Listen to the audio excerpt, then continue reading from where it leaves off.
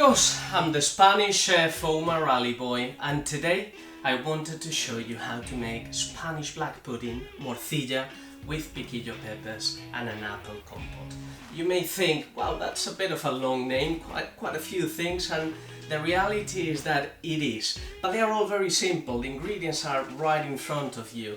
But I thought there is such a small difference from doing what we would normally do at home, that what we do in my restaurants, that I thought for once I'll show you that little bit extra that makes a huge difference. We will only be using a couple more pans than usual.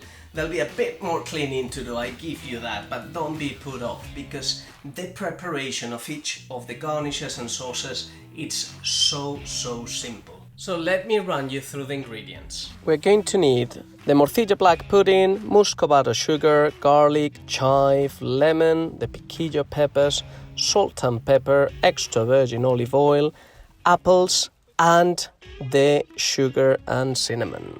We're going to start by peeling the apples and removing any damaged end to it, because mine are very fresh and from the garden. They have a few bits to remove. Cut them into more or less the same size pieces so that when we cook them, they all cook at the same time. Place them in a small saucepan with the cinnamon and the sugar, and we're going to slice into about 3 cm slices our beautiful and moist morcilla black pudding. Now peel your garlic clove and finely chop it, and finely chop as well the beautiful chive. Try not to smash it, make it with a nice sharp knife.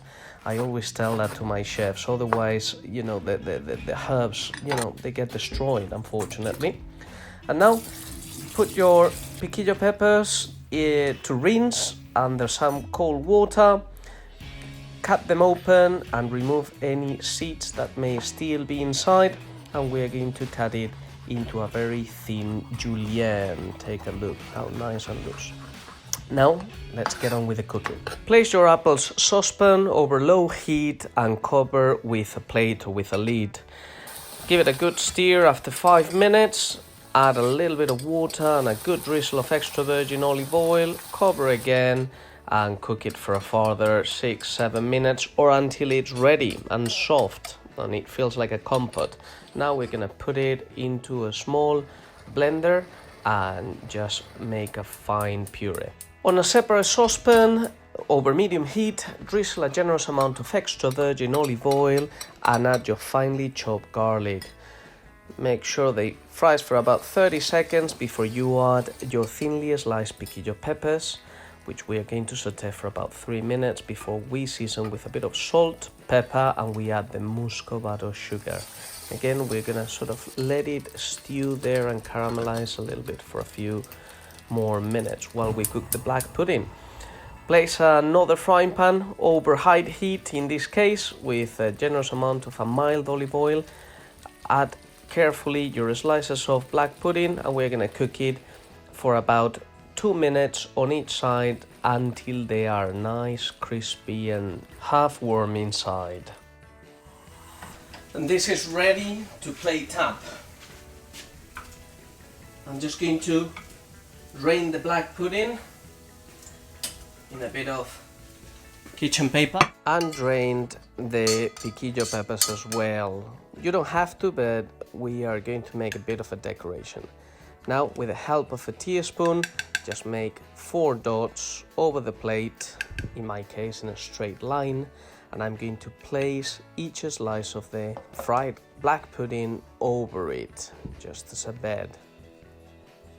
And now I'm gonna finish it off with the piquillo peppers over each of the slices, which I'm going to as well finish off just by pouring the juices over it and using it for a bit of decoration.